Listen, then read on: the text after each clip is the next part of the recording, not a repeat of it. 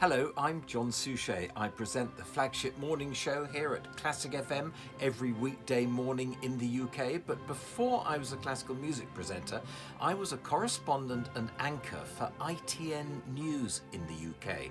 And in 1984, I found myself in Beirut, covering the Lebanese civil war. And you know, it's funny how even in a city at war, some things just function normally. And I was walking down the main street one day, and there was a record shop with cassette tapes.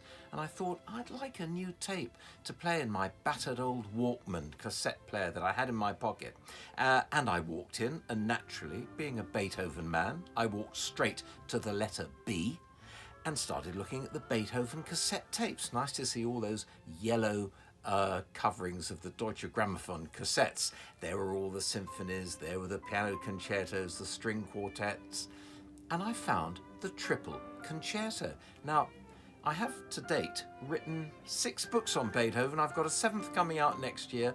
Back then, I didn't even know that Beethoven had written a Triple Concerto.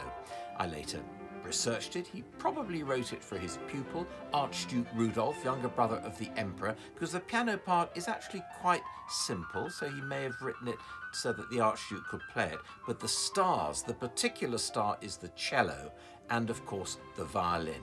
And on this Deutsche Grammophon recording that I bought, the first time I listened to it, I knew I would love it for the rest of my life. Pierre Fournier, great French cellist, he's recorded all the cello sonatas as well.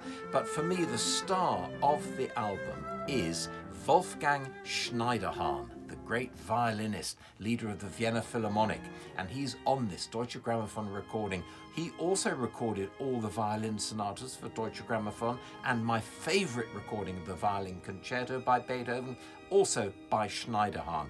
Listen to the slow movement of the Triple Concerto on this Deutsche Grammophon recording. It is absolutely exquisite.